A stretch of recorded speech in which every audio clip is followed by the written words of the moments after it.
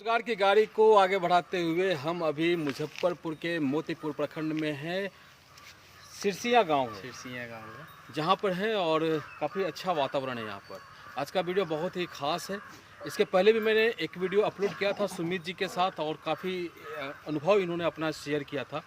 अब दूसरा वीडियो हम इनका अपलोड करने जा रहे हैं, जिसमें हम बात करें कि बिहार के मौसम के अनुसार कौन सी बकरियां यहाँ के लिए अनुकूल है और क्या बेनिफिट होता है बकरियों के पालने से, कितना फ़ायदा होता है। नए लोग अगर करना चाहते हैं तो कहाँ से बकरियां लें, कैसी बकरियां लें, ये सारा कुछ हम सुमित जी से बात करने वाले हैं, इनसे जानने वाले हैं।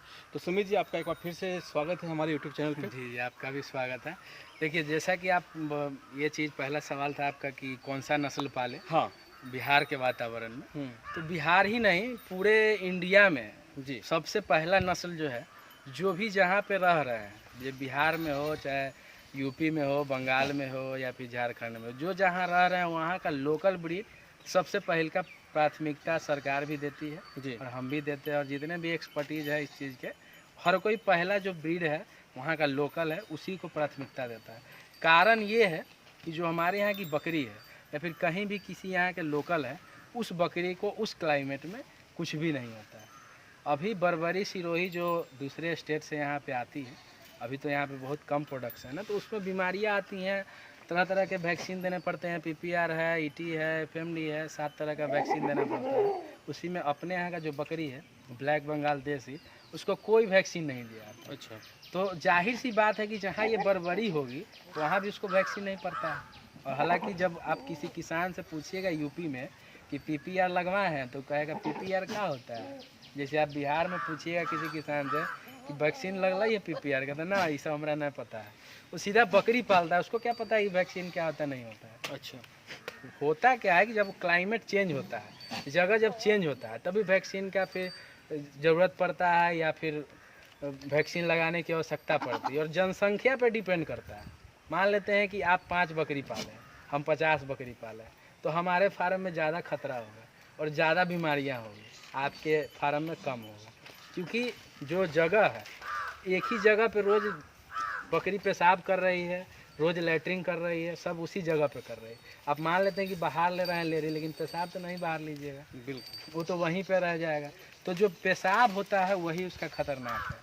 जो लेरी है वो तो बहुत फ़ायदेमंद है किसी भी पौधा पेड़ के लिए, लेकिन इसका जो पेशाब है, अगर किसी ज़मीन पे पेशाब कर दे रही है, वहाँ पे कभी कोई चीज़ उपज नहीं सकता है। अच्छा। घास जन्म सकता है लेकिन कोई भी फसल उस जगह पे नहीं हुएगा उसके पेशाब पे। जो गैस है तो नीचे से भाप बन के ऊपर आता है, उसके नाक में जाता है, जिसकी वजह से वो अमोनिया गैस की वजह से निमोनिया होता है। और वही निमोनिया जो है बकरी के लिए घातक साबित होता है। उसके बाद वो लूज मोशन में आ जाती है। तो इसीलिए जो भी कोई बकरी पालन करना चाहते हैं, मान लीजिए कि ट्रेनिंग लेना है, ट्रेनिंग हम फ्री ऑफ कॉस्ट देते हैं। ट्रेनिंग में क्या है, उनको पता होना चाहिए कि क्या क्या वैक्सीन देना है, कैसे उसको रखना है और क्या खिलाना है। मान लीजिए कि जो हम लोग भूसा वगैरह जो देते हैं बकरी को खाने के लिए, तो सिर्फ पेट भरने के लिए है। उसमें कुछ सूखा चारा जो देते हैं। और वाकई में बकरी जो है या फिर कोई भी जानवर या फिर इंसान, वो अपने बॉडी वेट के 3% खाना वो ग्रहण करता है पूरे दिन मिला के। अगर आप कभी कैलकुलेट करते हैं आपका जो बॉडी वेट है, 3 टाइम खाना खा रहा है चाहे 2 टाइम खा रहे हैं, तो आप 3% ही भोजन ग्रहण कीजिए। तो वैसे ही बकरी में है 3% भोजन ग्रहण करती है। और उसमें 3% में इक्वलिटी होना चाहिए। 1% सूखा चारा हो, 1% हरा चारा हो और 1% दाना हो। और उसी में बढ़ जाता है जब वो कोई बकरी गाभिन होती है, तो उसका खाना जो है ऑटोमेटिक बढ़ जाए, क्योंकि उसको बच्चा को भी भोजन चाहिए, उसको भी चाहिए, तो उसी में 1-8% बढ़ जाता है। जब वो बकरी ब्याह जाती है, ब्याने के बाद अगर उसको आप मेडिसिन दे रहे हैं यूट्रस साफ होने के लिए, और उसमें भी मेडिसिन की ज़रूरत कब पड़ती है, जब हम बकरी पालन कर रहे हैं। अगर हम बकरी को चरा रहे हैं, तरह तरह की घास मिल रही है, मोथा है और कोई बहुत सारा घास है जो हम नाम जानते भी नहीं, उसी से उसका डिवार्मिंग हो जाता है, पेट का कीड़ा मर जाता है, उसी से उसको हीट में आने का ताकत भी मिल जाता है। लेकिन चराने में भी थोड़ा सा खतरा होता है। अभी जो बरसात का मौसम है, इसमें जो घास जन्म लेता है, इसमें बहुत सारी बकरी मरती है। जो नया घास जन्म लेता है उस पर एक लीवर फ्लूक नाम का कीड़ा आता है, जो घास पे ही सटा रहता है। नेक डाई से आप उसको देख नहीं सकते, और वो खा लेगी बकरी लूज मोशन करने लगेगी और आप उसको कितना भी दवा दीजिएगा बचेगी नहीं, जब तक उसका लीवर फ्लू पेट से बाहर नहीं हो जाता। उसका एक ही इलाज होता है, कीड़ा का दवा दे, वो भी ऑक्सीक्लोजेनाइड कम्बिनेशन का जो नीलजान आता है बायोबैक में या फिर और सारी कंपनी में है, जिसमें ऑक्सीक्लोजेनाइड कम्बिनेशन हो, वही दीजिए और वो भी डोज थोड़ा बढ़ा के देना पड़ता है, तभी जाके वो ठीक होता है।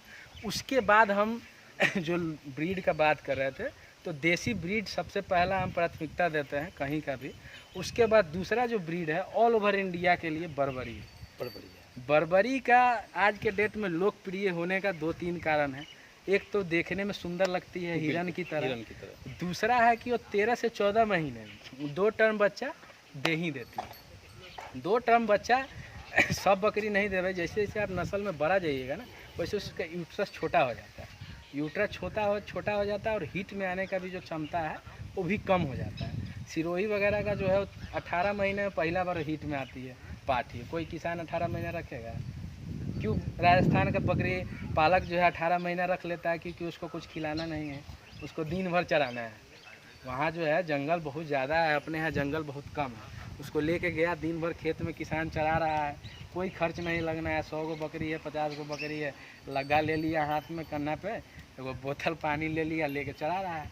तो बकरी पालन या फिर बकरी जो है वो चरने के लिए ही विख्यात है। अगर आपको हो सके, ज़मीन है, वैसे हम भी बकरी को डेली चराते हैं, लेकिन चराने के साथ साथ हम प्रिकॉशन देते हैं ताकि बकरी लूज मोशन में नहीं। 2-3 चीज़ है। एक रेड पोटास नाम का चीज़ आता है जिसको हम पोटेशियम पर मैंगनेट बोलते हैं। उससे इन्फेक्शन कटता है। तो जब भी बकरी जब चर के आए तो आधा घंटा 1 घंटा रुक के हम उसको रेड पोटास का पानी में डाल के उसको हम पानी दें। जस्ट बाद नहीं दें, जस्ट बाद देने से डिहाइड्रेशन का प्रॉब्लम आ जाता है, मुंह से पानी गिरने लगेगा।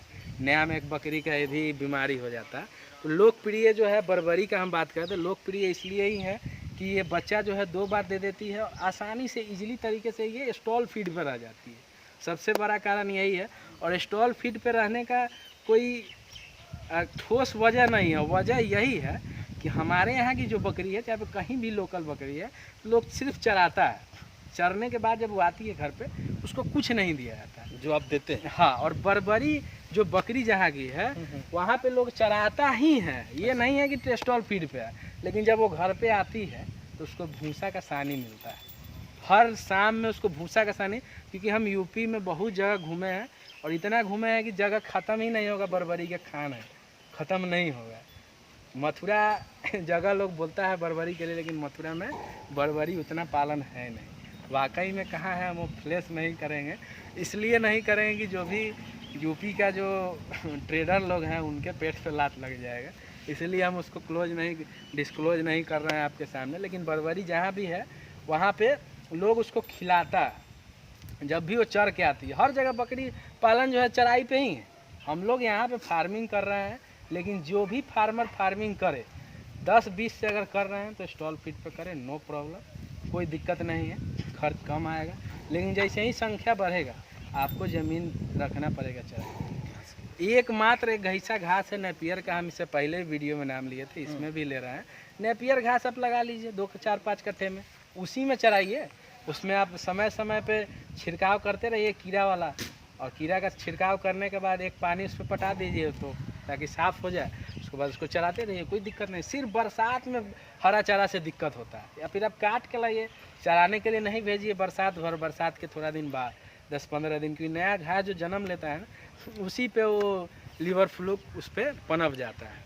तो इसीलिए थोड़ा सा दिक्कत है। तो बर्बरी जो है, अब थोड़ा सा हम बर्बरी का रेट भी बता देते हैं कि ऑल ओवर इंडिया में क्या रेट चल रहा है। बहुत ज़रूरी है। हाँ। और एक सवाल आया था मेरे पास कि गाभिन बकरी का क्या रेट है? देखिए, गाभिन बकरी का सबसे पहले आपको एक चीज़ बता देते हैं इंद्रसेन जी कि बकरी का कोई रेट ही नहीं है। बकरी का कोई रेट नहीं है। कारण ये है कि बकरी है, खस्सी नहीं है। खस्सी को हम काट के खा जाएंगे तो मालूम है कि 600 रुपये किलो मटन बिक जाएगा।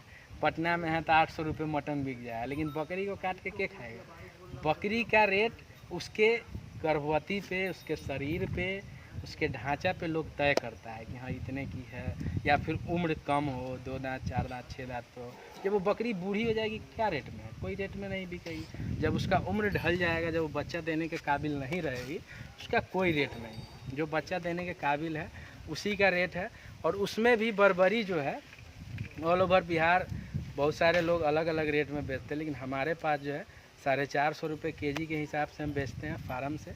अगर कोई 50-100 का डिमांड करे तो उससे और भी कम रेट होगा, और अगर कोई बल्क में ले तो इतना कम में दे देंगे कि यूपी में भी उतना में नहीं मिलेगा, घर तक पहुँचा के। इस हिसाब से बर्बरी करते हैं। और जो ब्लैक बंगाल है, तो ब्लैक बंगाल आप खुद से खरीदिए या फिर यहाँ से भी ले सकते हैं, टीका वैक्सीन वगैरह करके हम आपको दे देंगे।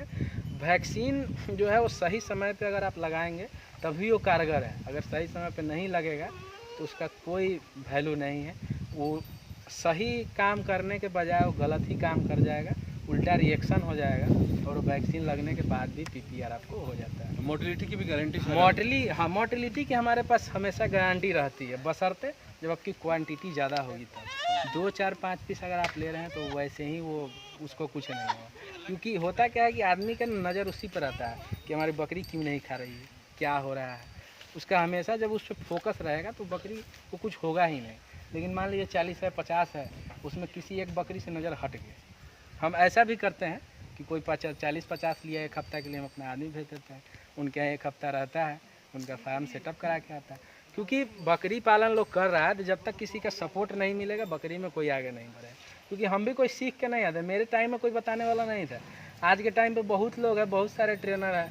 उमेश जी हैं, इतना बड़ा जानकार आदमी है। उसके बाद आपको क्या नाम है, सुधीर जी हैं, फिर डॉक्टर दीनदयाल रमावत है, इतना बड़े जानकार हैं। उस सभी लोग से यूट्यूब के माध्यम से आप ले सकते हैं जानकारी। फ्रेंड्स, ट्रेनिंग के बारे में हम आपको बता दें कि ट्रेनिंग का एक स्पेशल वीडियो इनका हम बनाएंगे इसके बाद, आप चाहें तो उसको देख सकते हैं, क्योंकि ट्रेनिंग में भी इनका स्पेशलाइजेशन है और बड़े बड़े जो ट्रेनर हैं उनका नाम ये ले रहे हैं। और इनसे इनकी बातों को सुनकर आपको लग गया होगा कि ये कितना अनुभवी आदमी है। आदमी नहीं, लड़के हैं, काफ़ी अनुभवी है, इनके बातों से लग रहा है हमें। और ज्ञान है इनके पास, अनुभव भी है और ज्ञान भी है। तो ऐसे व्यक्ति की बातों को सुनना ज़्यादा अच्छा रहेगा। तो हम ट्रेनिंग की भी बात करेंगे, ट्रेनिंग कितना फ़ायदेमंद है बकरी पालन में और क्यों ज़रूरी है ट्रेनिंग, ये सारा कुछ हम बात करेंगे। ट्रेनिंग फ्री में मिलता है कि पैसे लेकर के देते हैं, ये भी हम आपको बताएंगे। हालांकि उन्होंने इस वीडियो में बता दिया है, लेकिन फिर भी स्पेशली हम वो वीडियो हम बनाएंगे। साथ ही यहाँ पे इनके कुछ आए हुए हैं जो किसान लोग हैं खरीदने के लिए बकरियाँ, उनका व्यू भी जानेंगे अगले वीडियो में कि वो यहाँ पे क्यों आए, इतनी दूर हम आए हैं। आप यकीन नहीं करेंगे, ये लोकेशन काफ़ी अच्छा है, लेकिन आने में जो इसका जो गांव का जो रोड है ना, रोड काफ़ी अच्छा बना हुआ है, लेकिन काफ़ी घुमावदार है। तो थोड़ा सा हमको कन्फ्यूजन हो गया था। गूगल भी रूटिंग कर रहे थे बार बार कि हम कहाँ जा रहे हैं, डर भी लग रहा था मन में, क्योंकि अब दोपहर होने वाला है। हमारा लोकेशन यूट्यूब पे डाला हुआ है, और डाला हुआ इजी वे में। और SH 86 से आइए, SH 74 से आइए, या NS 722 से आइए, किसी से भी आइए, आप इनके फार्म पे पहुंच जाएंगे। लोकेशन अगर डाले हुए हैं तो मैप किसी भी रूट से आपको पहुंचा देगा। वो मैप जो है शॉर्ट रूट हमेशा खोजता है, शॉर्ट रूट उसी शॉर्ट रूट के वजह से गोल गोल गोल गोल घुमा के पहुंचा। हाँ, लेकिन हम सही आए हैं, रीरूटिंग हम पहुंच गए यहाँ पर। आने में पटना से यहाँ पे हमको 4 घंटे लगे हैं, लेकिन हम पहुँच गए हैं और इतने अच्छे व्यक्ति से मुलाकात हुई है तो हम अच्छा लग रहा है। तो ट्रेनिंग के बारे में बात करेंगे और लोग जो आए हुए हैं ब्रीड पे भी बात करेंगे कि कोई किस नस्ल की ब्रीड से ब्रीडिंग, इनके पास बहुत सारा है, तो उनसे बात करेंगे, लेकिन वो अलग वीडियो होगा। वीडियो काफ़ी लंबा हो गया, 14 मिनट का वीडियो हो गया है। तो हम मिलेंगे अगले अपडेट में, अगले वीडियो में। तो तक अगर आप फेसबुक को देख रहे हैं तो फॉलो कीजिए मेरे फेसबुक पेज को, वीडियो यहाँ देख रहे हैं तो लाइक कीजिए और चैनल को सब्सक्राइब जरूर कीजिएगा। हम फिर मिलेंगे अगले अपडेट में। तक इनसे कहता हूँ नमस्कार, जय भारत, जय बिहार।